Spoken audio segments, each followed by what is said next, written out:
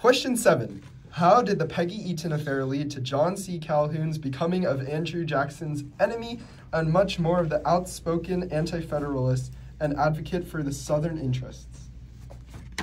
Okay, so first we need to know who Peggy Eaton is. Peggy Eaton was the wife of John Henry Eaton, who we're going to talk about later, and she married John only 9 months after the death of her first husband. So yeah. Okay, so now is later. So, who is John Henry Eaton? John Henry Eaton was Jackson's Secretary of War, and he also supported his political campaigns for Jackson. Jackson was also very connected to the Eatons, and in fact, he held them in very high regard. He was fond of Peggy, and was part of the reason they were married in the first place.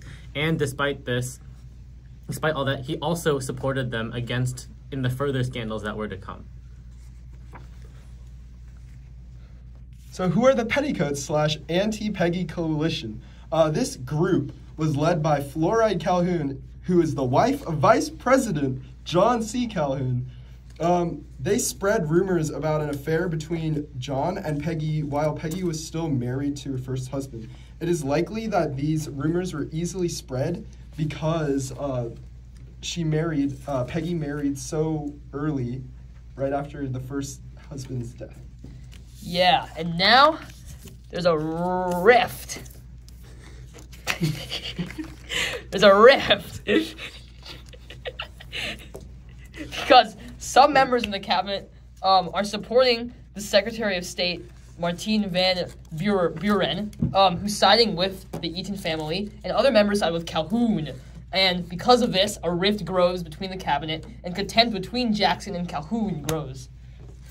Okay, so following this debacle, Jackson's entire cabinet resigns in 1831, and Calhoun returns to South Carolina. But in 1832, he eventually comes back as the elected representative in the U.S. Senate for South Carolina.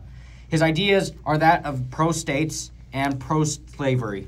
Yeah! Along with his resignation, the scandal ends when Van Buren and Henry Eaton both leave the cabinet. Eventually, all the other Calhounite cabinet members leave as well. Calhoun also resigns as VP and returns to South Carolina.